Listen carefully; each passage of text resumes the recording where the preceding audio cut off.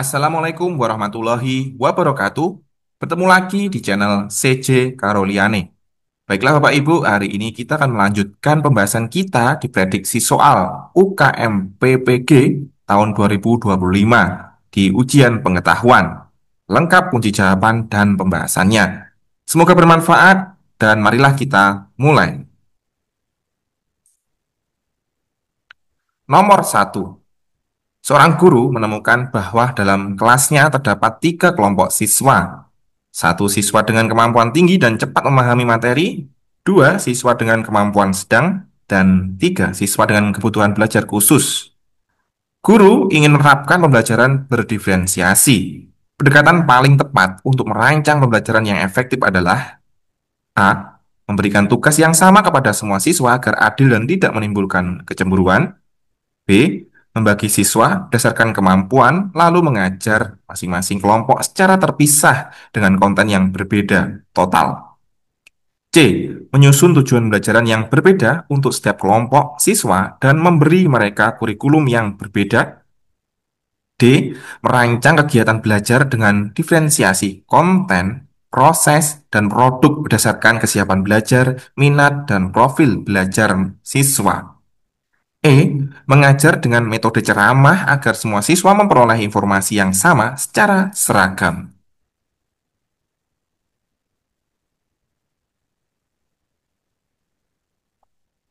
Jawaban yang paling tepat adalah D. Merancang kegiatan belajar dengan diferensiasi konten, proses, dan produk berdasarkan kesiapan belajar, minat, dan profil belajar siswa. Penjelasannya, prinsip utama pembelajaran berdiferensiasi adalah satu, menyesuaikan pembelajaran dengan kebutuhan, kesiapan minat, dan profil belajar siswa. Dua, guru tidak mengubah tujuan pembelajaran utama, tapi menyesuaikan konten, apa yang dipelajari siswa, proses, bagaimana siswa belajar, produk, bagaimana siswa menunjukkan apa yang telah mereka pelajari. Dengan demikian, setiap siswa mendapatkan dukungan yang mereka butuhkan untuk mencapai standar yang sama secara adil, namun melalui jalur yang berbeda. Jadi jawaban nomor satu yang paling benar adalah D. Merancang kegiatan belajar dengan diferensiasi konten, proses, dan produk berdasarkan kesiapan belajar, minat, dan profil belajar siswa.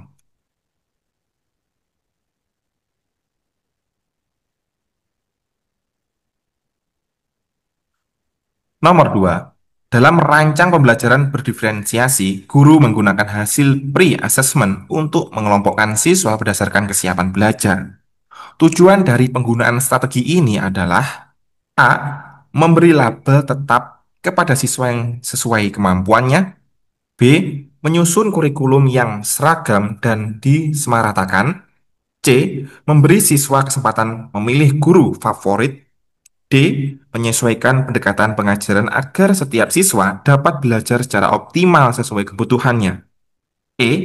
Mendisiplinkan siswa yang belum siap belajar melalui pembelajaran remedial.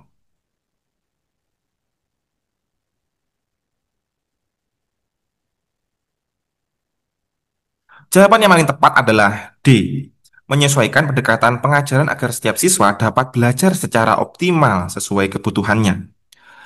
Penjelasannya, dalam pembelajaran berdiferensiasi, guru menggunakan pre-assessment, penilaian awal untuk satu, mengetahui kesiapan belajar siswa, dua, memahami perbedaan dalam minat dan gaya belajar, dan mengelompokkan siswa secara fleksibel berdasarkan data tersebut.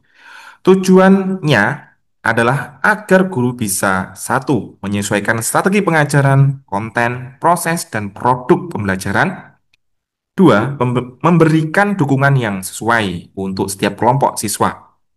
Tiga, dan memastikan semua siswa mendapatkan kesempatan belajar yang optimal, bukan perlakuan seragam yang belum tentu sesuai kebutuhan mereka. Jadi jawaban yang tepat nomor dua adalah D. Menyesuaikan pendekatan pengajaran agar setiap siswa dapat belajar secara optimal sesuai kebutuhannya.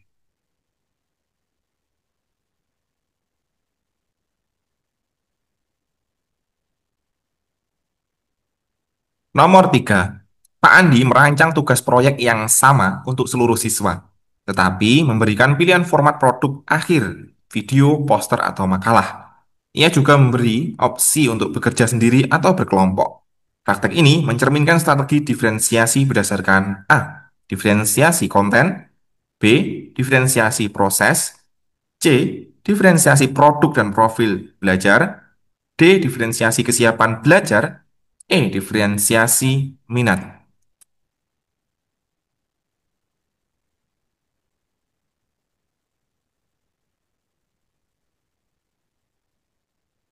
Jawaban yang paling tepat adalah C. Diferensiasi produk dan profil belajar. Penjelasannya, dalam skenario tersebut, Pak Andi memberikan pilihan format produk akhir, video, poster, dan makalah. Yang berarti ia mendiferensiasi produk, yaitu bagaimana siswa menunjukkan pemahaman mereka. Selain itu juga memberi opsi bekerja sendiri atau berkelompok yang merupakan bentuk memperhatikan profil belajar siswa karena satu, beberapa siswa lebih nyaman bekerja sendiri atau mandiri. Dua, sementara yang lain lebih berkembang dalam kerja kelompok atau berkolaboratif. Jadi jawaban nomor tiga yang benar adalah C. Diferensiasi produk dan profil belajar.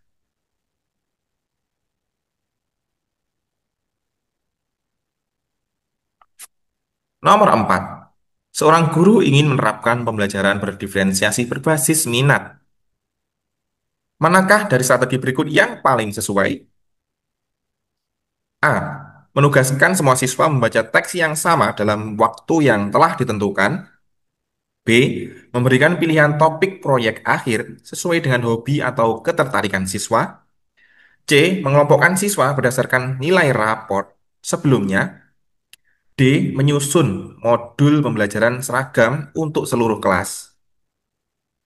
E. Memberikan ujian dengan jenis soal yang sama kepada semua siswa.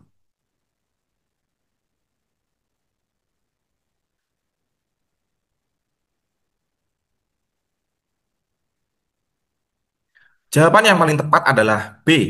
Memberikan pilihan topik proyek akhir sesuai dengan hobi atau ketertarikan siswa. Penjelasannya, pembelajaran berdiferensiasi berbasis minat bertujuan untuk satu, meningkatkan motivasi dan keterlibatan siswa. Dua, mengaitkan pembelajaran dengan ketertarikan pribadi siswa, misalnya hobi, isu yang mereka pedulikan, atau bidang yang mereka sukai. Memberikan pilihan topik proyek akhir memungkinkan siswa untuk mengeksplorasi konten pelajaran melalui sudut pandang yang mereka minati. Dua, lebih aktif dan bertanggung jawab dalam proses belajar siswa. Jadi, pilihan jawaban nomor 4 yang benar adalah B. Memberikan pilihan topik proyek akhir sesuai dengan hobi atau ketertarikan siswa.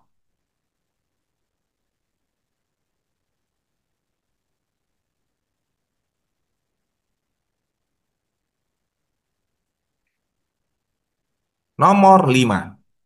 Dalam refleksi pembelajaran, seorang guru menyadari bahwa sebagian siswa tidak menunjukkan perkembangan signifikan meskipun telah diberikan materi tambahan. Ia mempertimbangkan untuk menerapkan strategi pembelajaran berdiferensiasi. Apa langkah awal yang sebaiknya dilakukan oleh guru tersebut? A. Langsung memberikan proyek kelompok sebagai bentuk penilaian alternatif. B. Menentukan siswa yang tidak berkembang dan memberi mereka materi remedial saja. C. Melakukan pemetaan kesiapan, minat, dan profil belajar siswa. D. Menyusun kurikulum yang hanya cocok untuk siswa dengan kebutuhan khusus. E. Membuat RPP dengan pendekatan pembelajaran langsung, direct instruction, untuk semua siswa.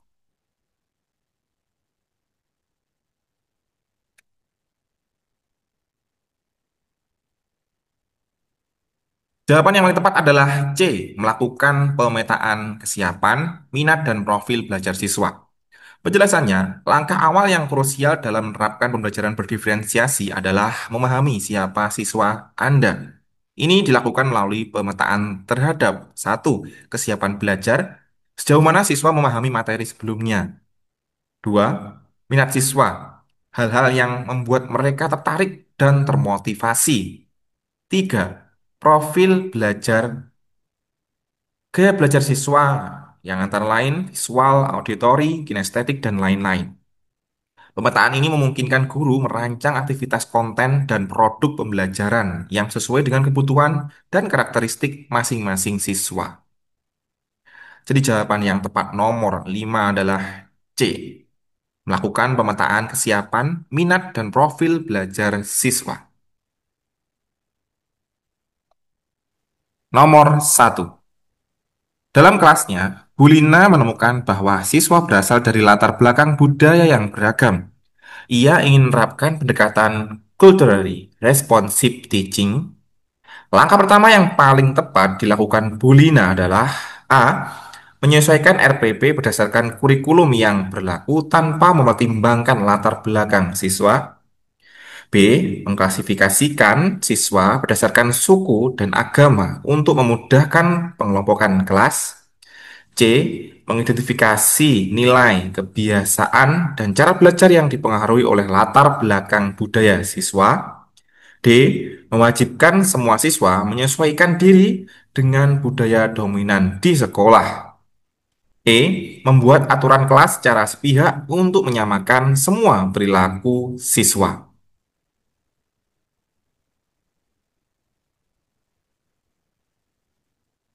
Langkah pertama yang paling tepat untuk menerapkan culturally responsive teaching adalah C.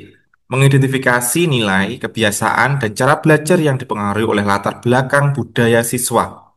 Penjelasannya, pendekatan ini menekankan pentingnya seorang guru untuk memahami dulu budaya siswa, termasuk nilai-nilai, kebiasaan, dan gaya belajar, sebagai dasar membangun pembelajaran yang inklusif dan relevan. Ini sesuai dengan prinsip awal JRT. 1. Melakukan audit awal pada mindset dan menyadari perbedaan budaya, self-awareness. 2. Mengenal latar belakang budaya dan modal budaya siswa, seperti bahasa, tradisi, budaya keluarga. Dengan langkah ini, Bu Lina bisa mengenali kekayaan budaya siswa, merancang materi dan strategi pengajaran yang menghormati perbedaan, membangun kepercayaan dan hubungan yang kuat dengan siswa.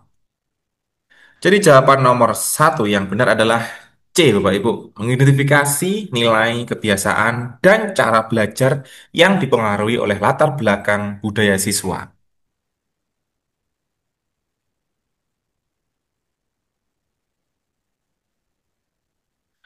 Nomor dua, Pak Andri menyadari bahwa siswa dari komunitas tertentu cenderung bekerja lebih baik dalam kolaborasi daripada individu. Mohon maaf, daripada tugas individu. Dalam pendekatan culturally responsive teaching, tindakan yang paling tepat yang dapat ia lakukan adalah A. Memaksa siswa tersebut untuk bekerja secara individu agar terbiasa. B. Mengabaikan perbedaan ini demi keadilan dalam kelas. C. Menyusun kegiatan pembelajaran berbasis proyek kelompok sambil tetap menyediakan opsi kerja individu. D. Memberikan nilai lebih rendah pada siswa yang tidak bekerja mandiri. E. Menggunakan metode ceramah tunggal agar semua siswa mengikuti satu pola.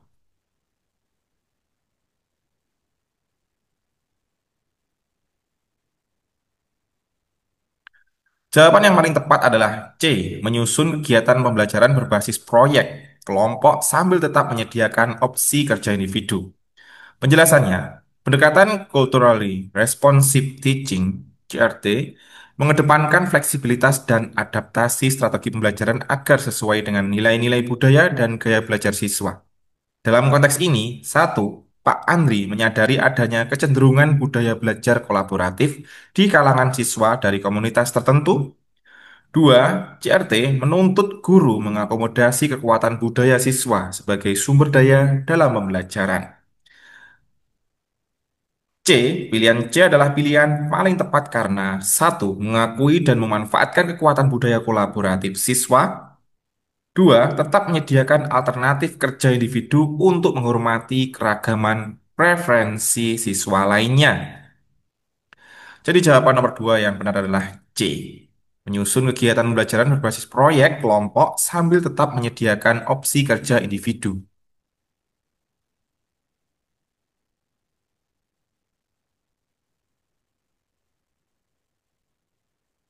Nomor tiga, dalam evaluasi formatif, Ibu Tika menyadari bahwa banyak siswa kesulitan memahami contoh-contoh yang ia berikan karena tidak relevan dengan konteks budaya mereka. Tindakan paling sesuai dengan prinsip culturally responsive teaching adalah A. Menyederhanakan soal tanpa mengganti konteks yang digunakan. B. Mengganti contoh dan konteks soal dengan hal yang lebih dekat dengan kehidupan dan budaya siswa. C. Menghapus semua contoh karena membingungkan siswa. D. Menyuruh siswa menyesuaikan diri dengan konteks umum yang berlaku nasional. E. Membatasi soal hanya pada materi pelajaran tanpa menyentuh konteks kehidupan siswa.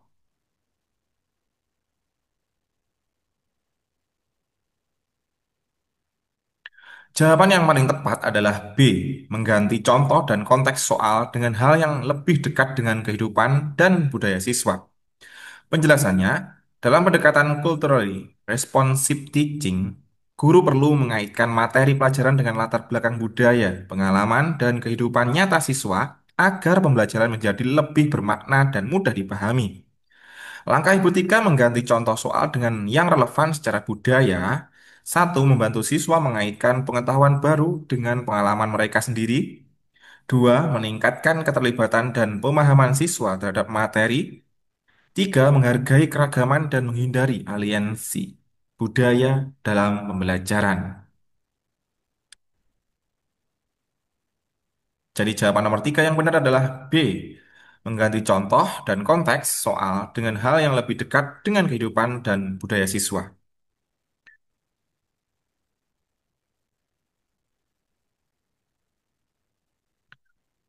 Empat, seorang guru ingin membangun komunitas belajar yang inklusif. Strategi berikut ini paling mencerminkan prinsip CRT, kecuali A. Menjadikan cerita rakyat dari berbagai daerah sebagai bagian dari materi pembelajaran. B. Mendorong siswa untuk berbagi nilai-nilai budaya mereka dalam diskusi kelas. C. Menghindari stereotip budaya dalam bahan ajar. D. Mengabaikan latar belakang budaya siswa agar perlakuan semua sama. E. Mengintegrasikan praktik budaya lokal sebagai bagian dari tugas proyek.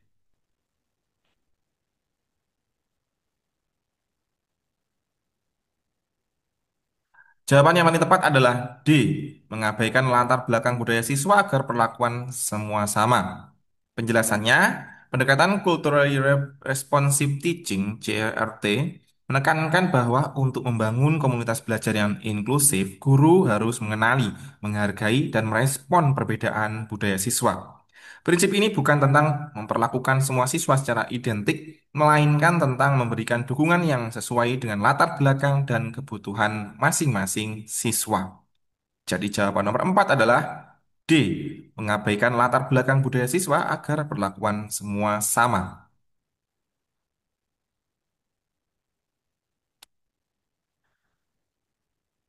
Nomor 5. Seorang guru ingin memastikan bahwa nilai-nilai budaya siswa tidak hanya dihormati tetapi juga dimanfaatkan untuk meningkatkan hasil belajar. Langkah terbaik yang dapat ia ambil menurut prinsip culturally responsive teaching adalah A. Menggunakan latar budaya siswa sebagai fondasi untuk membangun konten dan aktivitas pembelajaran. B. Menyusun materi ajar yang bersifat universal dan bebas nilai budaya. C. Melibatkan siswa dalam diskusi tanpa menyinggung budaya. D. Menghindari pembahasan budaya agar tidak terjadi konflik. E. Menyeragamkan semua aktivitas belajar agar siswa terbiasa dengan sistem formal sekolah.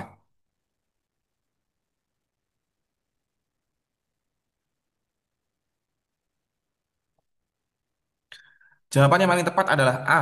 Menggunakan latar budaya siswa sebagai fondasi untuk membangun konten dan aktivitas pembelajaran. Penjelasannya, pendekatan Culturally Responsive Teaching (CRT) menekankan bahwa budaya siswa bukan hanya dihormati tetapi juga digunakan secara aktif sebagai aset dalam proses belajar. Guru yang mengadopsi prinsip CRT, satu, menjadikan nilai-nilai, pengalaman, dan perspektif budaya siswa sebagai dasar untuk merancang materi ajar, strategi pembelajaran, dan penilaian. Dua, membantu siswa membangun jembatan antara pengetahuan yang mereka miliki dari rumah dan pengetahuan akademik di sekolah. Tiga, meningkatkan motivasi, partisipasi, dan pemahaman siswa karena materi menjadi relevan dan bermakna bagi kehidupan mereka. Jadi jawaban yang paling benar nomor 5 adalah A. Menggunakan latar budaya siswa sebagai fondasi untuk membangun konten dan aktivitas pembelajaran.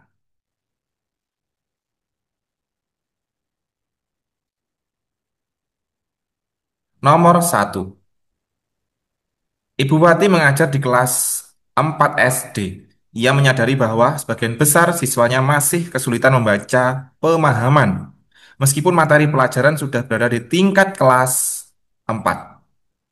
Jika Ibu Wati ingin menerapkan pendekatan teaching at the right level, tindakan awal yang paling tepat adalah A.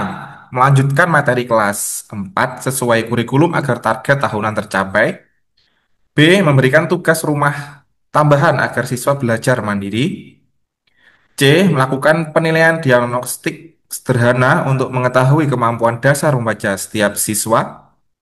D. Menasihati siswa agar lebih giat belajar membaca di rumah. E. Mendorong siswa untuk saling membantu dalam kelompok campuran.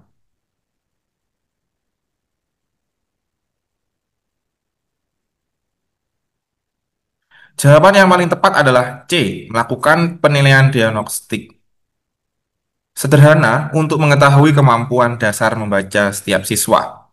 Penjelasannya, dalam pendekatan teaching at the right level, langkah pertama dan paling penting adalah mengidentifikasi kemampuan aktual siswa melalui asesmen atau penilaian diagnostik sederhana.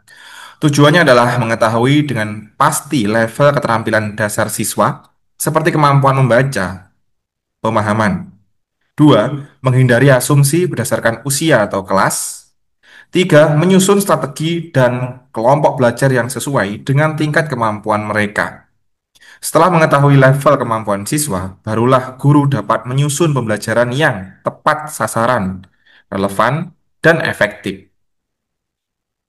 Jadi jawaban nomor satu yang benar adalah C, melakukan penilaian diagnostik sederhana untuk mengetahui kemampuan dasar membaca setiap siswa.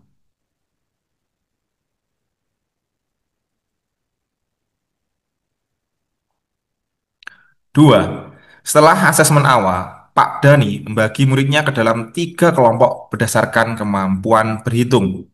Untuk mendukung pendekatan TARP secara efektif, strategi pembelajaran yang paling tepat adalah A.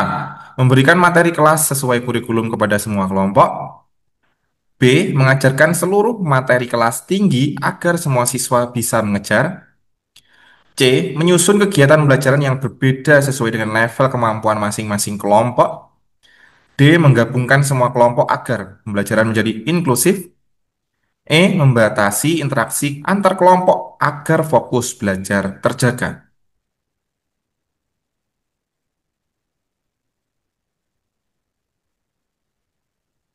Jawaban yang paling tepat adalah C. Menyusun kegiatan pembelajaran yang berbeda sesuai dengan level kemampuan masing-masing kelompok. Penjelasannya, pendekatan teaching at the right level berfokus pada penyesuaian pembelajaran dengan tingkat kemampuan aktual siswa, bukan dengan kelas atau usianya. Setelah dilakukan asesmen awal dan siswa dikelompokkan berdasarkan kemampuannya, seperti yang dilakukan Pak Dani, maka langkah selanjutnya yang paling efektif adalah menyusun kegiatan pembelajaran yang spesifik dan sesuai dengan level tiap kelompok. Ini bertujuan untuk satu, membantu siswa membangun pemahaman yang kuat pada level yang sesuai. Dua, memberi mereka kesempatan untuk maju secara bertahap dan realistis. Tiga, meningkatkan motivasi dan rasa percaya diri siswa karena pembelajaran terasa tercapai. Jadi jawaban yang benar nomor dua adalah C, menyusun kegiatan pembelajaran yang berbeda sesuai dengan level kemampuan masing-masing kelompok.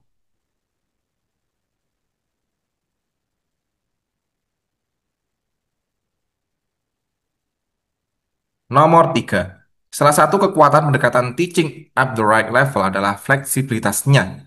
Manakah pernyataan berikut yang paling mencerminkan prinsip fleksibilitas tersebut? A. Guru mengganti materi pelajaran dengan permainan saja. B.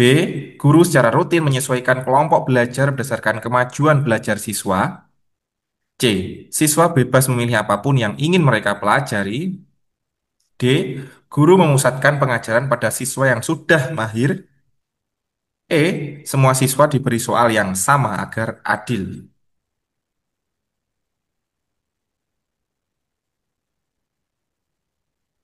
Jawaban yang paling tepat adalah B.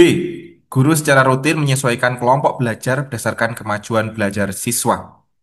Penjelasannya, salah satu kekuatan utama dari pendekatan teaching at the right level adalah fleksibilitas dalam pengelompokan pembelajaran, terutama dalam hal menyesuaikan kelompok belajar secara berkala sesuai dengan perkembangan kemampuan siswa.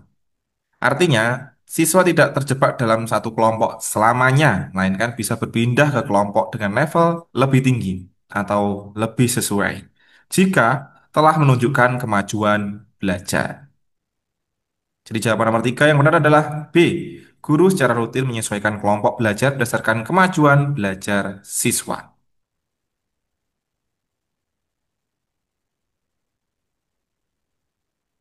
Nomor 4. Apa tantangan utama dalam menerapkan pendekatan teaching at the right level di kelas yang besar dan heterogen? A. Terlalu banyak siswa yang cerdas sehingga tidak tertantang. B. Guru kesulitan mengontrol kelas karena setiap siswa diberi materi berbeda.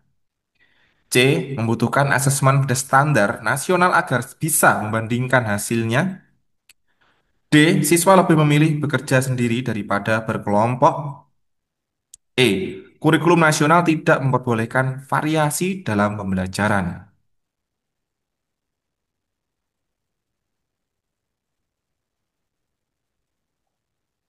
Jawaban yang paling tepat adalah B.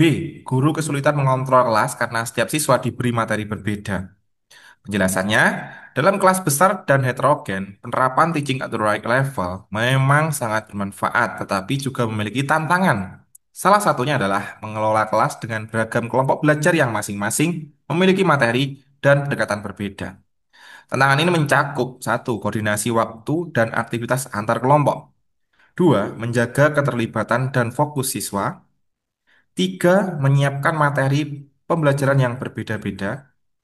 Empat, memastikan semua kelompok mendapat perhatian yang cukup dari guru.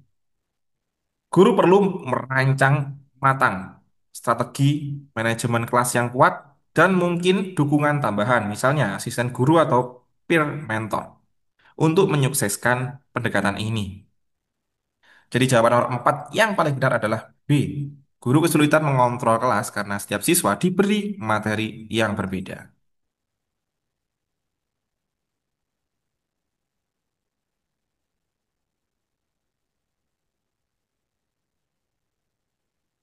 Nomor 5. Pak Budi mengalami tantangan saat menerapkan pendekatan TAL karena adanya tuntutan menyelesaikan semua indikator kurikulum. Sikap yang paling tepat sebagai guru profesional adalah A. Mengabaikan pendekatan TAL dan fokus menyelesaikan silabus. B. Menyampaikan materi secara tepat agar semua tercapai. C. Mencari titik temu antara kebutuhan siswa dan capaian kurikulum melalui modifikasi pembelajaran. D. Menghapus bagian materi yang sulit agar siswa tidak tertinggal. E. Meminta sekolah untuk mengganti kurikulum.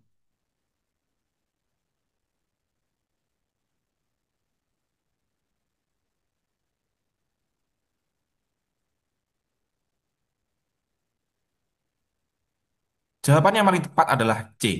Mencari titik temu antara kebutuhan siswa dan capaian kurikulum melalui modifikasi pembelajaran.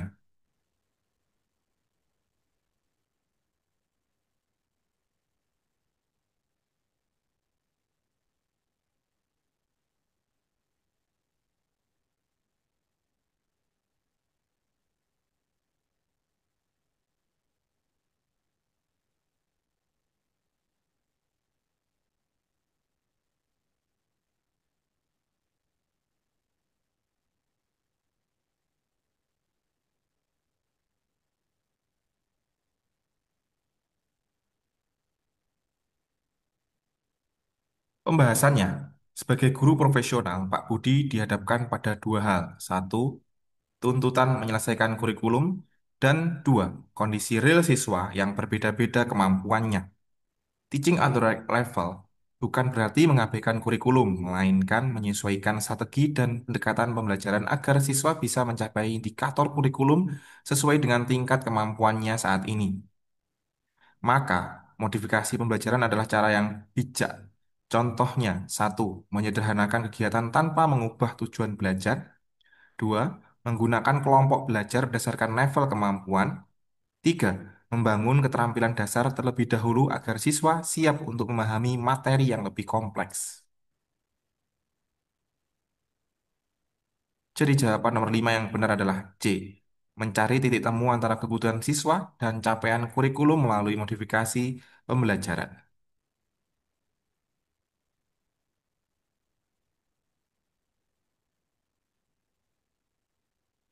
Baiklah, itu tadi 5 prediksi soal UKM PPG tahun 2025. Semoga bermanfaat dan jangan lupa like, subscribe, dan share bila video ini bermanfaat.